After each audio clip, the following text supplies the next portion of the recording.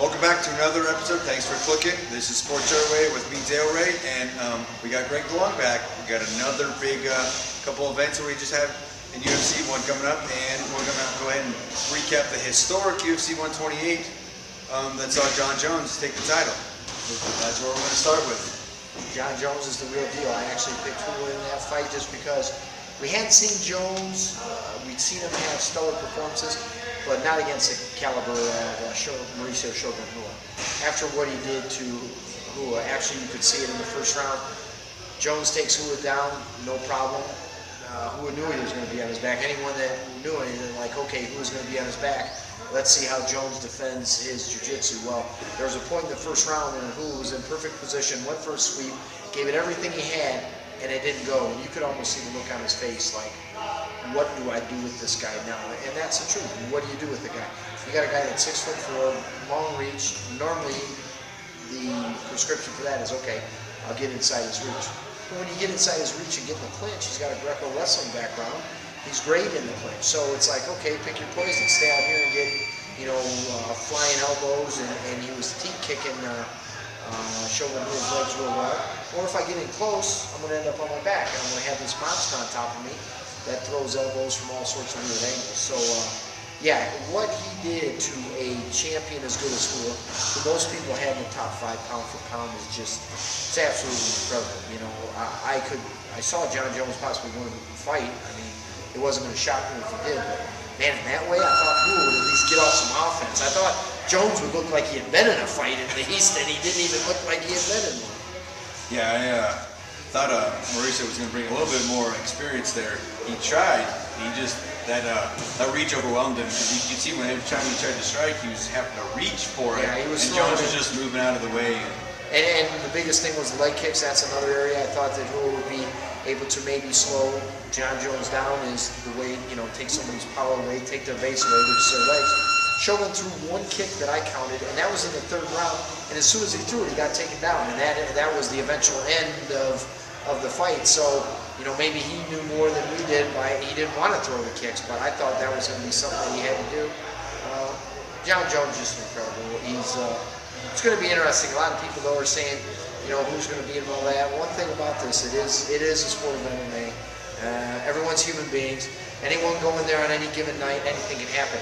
The thing we still haven't seen with Jon Jones, and to no fault of his own because nobody's done it, is he hasn't been hurt, so we haven't seen him at adversity. Like what happens when you've taken a couple shots, like Frankie Edgar did against Gray Maynard, and came back. And we haven't seen him on his back. And again, that's no fault of his own. He's never been on his back. He's never been hurt in a fight. That's just because of how good he is as a fighter. But eventually, the day's going to come that those things are going to happen. Whether it's, with somebody that we know right now, or there may be somebody that's a couple years, just like Jon Jones 3 years ago was just starting out training MMA. There's somebody training right now that may be the next guy like that. So who knows? Yeah, because he's at that stage right now where he's being considered untouchable. But light heavyweight division, technically you can say Machida did defend against Tua in that first fight. Yeah, that's the only one. To be the first guy since Liddell to actually defend the light heavyweight. Well, if you go back 2007, Liddell loses the title to Quentin Jackson, who loses it to Forrest Griffin, who loses it to Rashad Evans, who loses it to Lyoto Machida, who loses it to Shogun Rua, who loses it to Jon Jones. So it has been a hot potato. I do not foresee it being a hot potato for a while. I do not see Rashad Evans taking the belt away from Shogun.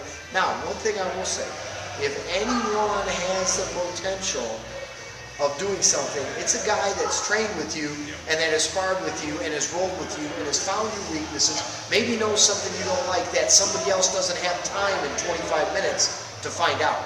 Yeah, that's the only thing I think where and Rashad has the advantage. And he also has speed. He also has speed. It's one thing, Rashad is not slow. Rashad does have speed, and he's not old either as far as fighter-wise goes. I believe he's 31, but he hasn't been pounded in fights. He hasn't had 40, 50 fights or something like that. So Rashad's still young in the fight game as well, and he does have speed. So, but yeah, Jones is a huge favorite already.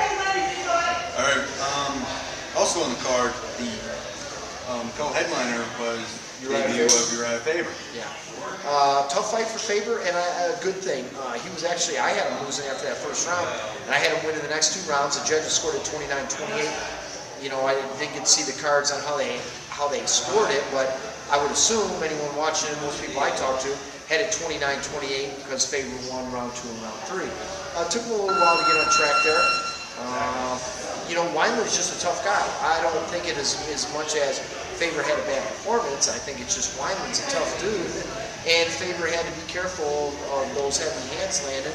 And Wineland was good in the scrambles in the first period, but Faber keeps coming and coming and coming and coming.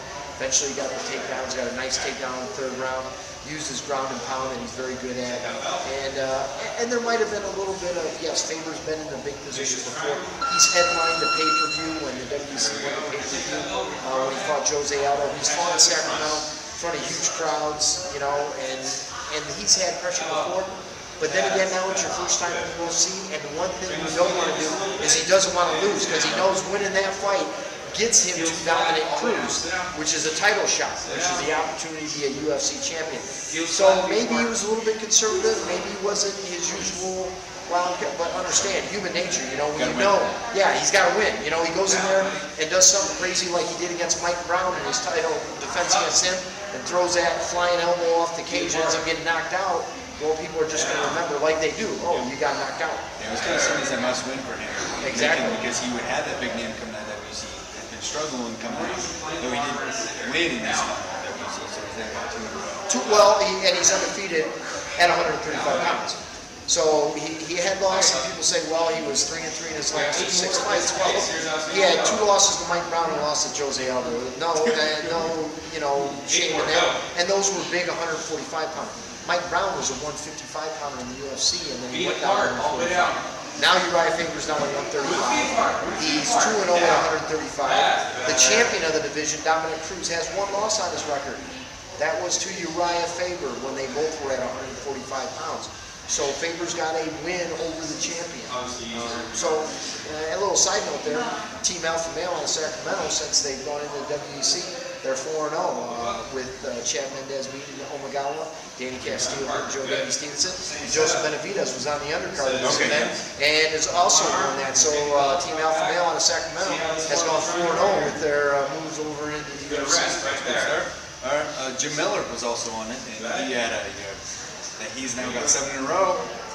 Jim Miller is a tough guy. Kamal Shalhoub is a tough guy to finish. I was amazed to see him, and Shalhoub, the guy was still trying to get back to his knees as he was getting pounded on. The guy was never out. Like, he was never, out, and he was still fighting back. He's a tough guy. I've been fortunate, I've seen him fight in person. But Jim Miller is one of those, Rodney Dangerfield, I don't get any respect. He doesn't make a lot of waves. It's just like, I'll fight anyone, anywhere, anytime. You pick up the phone, call me, I'll be there. Now, here's something we just talked about on the radio show tonight. If the winner of the Clay Guida Anthony Pettis fight is Clay Guida, if Clay Guida pulls out the victory against Pettis, Jim Miller and Guida should throw down to see who gets to fight the winner of the Gray Maynard and Frankie Edgar. Now, if Pettis wins, he deserves a shot because he had already been promised he's willing to take the fight. But if Guida pulls out for the victory, then Miller, I believe, should get a crack. Miller should get a crack and Guida. Who knows how they do things. The lightweight division's loaded. The loser of the Gray Maynard Frankie Edgar fight is still going to be right up there because for some reason I don't see that one doing anything but going 5 rounds again. So, how do you look at the loser of that, drop him back like 5 notches? You don't. So somebody's going to be still right in there for the crown. And who knows? If it's a Frankie Edgar victory, well then they're 1-1 against each other. Maybe Maynard gets another shot. Now, if Maynard gets a victory, then he's 2 wins and a draw against them. There's something to be said of having a chance to fight that guy again when you've already lost to him twice. So maybe that gives Miller, maybe Miller does get in line for a shot there. We had Nate Marquardt and Jim's brother Dan. Yeah, Dan stepped up, took that fight. It was a change in opponent. Marquardt, a tough matchup for Miller. Miller's a grinder, a tough guy to finish. Marquardt's just a little bit better at everything that Miller does. He's better at it, and ground out a decision. Miller couldn't pull out the victory. Marquardt was favored going in. I think Marquardt did what was expected. But then again, nothing flashy. Marquardt has made comments about going down to 170 now. It'll be interesting to see because that 185-pound division, Anderson on top. And he wants Bisping. Well, he needs to stand in line. Everybody in the last month has called out Bisping ever since he's been. Everyone's called out Bisping. But I think Bisping and Marquardt would be kind of where they would both be at though right now. The fight I would like to see, because it would be the trash talk, extraordinary fight of the century so far, would be Chael Sonnen and Bisping. Okay, yeah. Because Sonnen's already called him all. But Sonnen needs to could kind of use it to rebuild himself from the steroid thing. Well, not only he was all that, but not only that, the UFC's waiting. I believe he goes sentencing in front of a federal judge here March 29th for the money laundering case he had. Everyone believes that he's getting probation, but that's why the UFC has not made any announcement, because a judge can only say, no, you're going to go serve a year. You know, and if they haven't scheduled for a fight already, they'd be looking for another opponent. I believe as soon as the judge, if he does says you are on X amount probation, I believe there'll be an announcement real quick on who his next opponent is. Because let's face it, Sonnen was, less than a half a round away from being the champion. A lot of people dispute it. On that, but One thing is in California, which is different than in the state of Nevada, is California does not change the decision of the match based on steroids. They'll fine you and suspend you, but they will not change the result. Where here in Nevada, if you get popped for anything, they immediately change. So if you were the winner, it's now a no contest.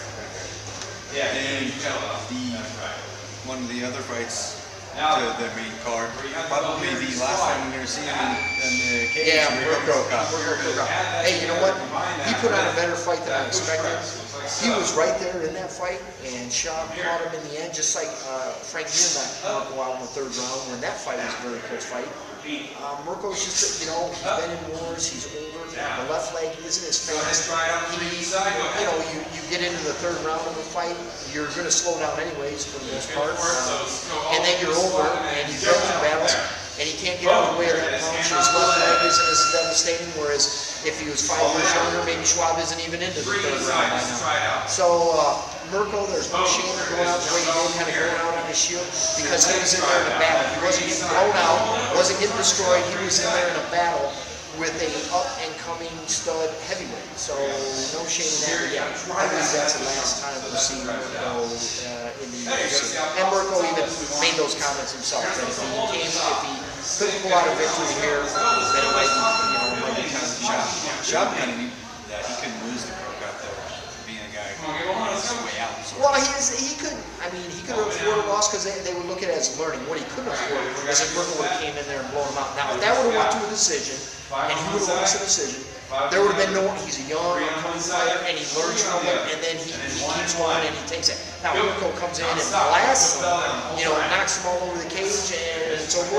Yeah, then you have a little bit of, look, is this guy overhyped? Losing a decision to a guy like Mirko is a little, I don't believe it would have hurt him. And the fact that he was in a battle with a guy like that, him go to the third round, was banged up, I believe broken nose, bleeding and bloody, and was able to pull it out. That's another one of those. I've been there and I've done that, and I know what it feels like. I've been, in there with one of the best. I've gotten a little bit beat up, and I was still able to pull it out. All right, that's going to wrap up our UFC 128 recap.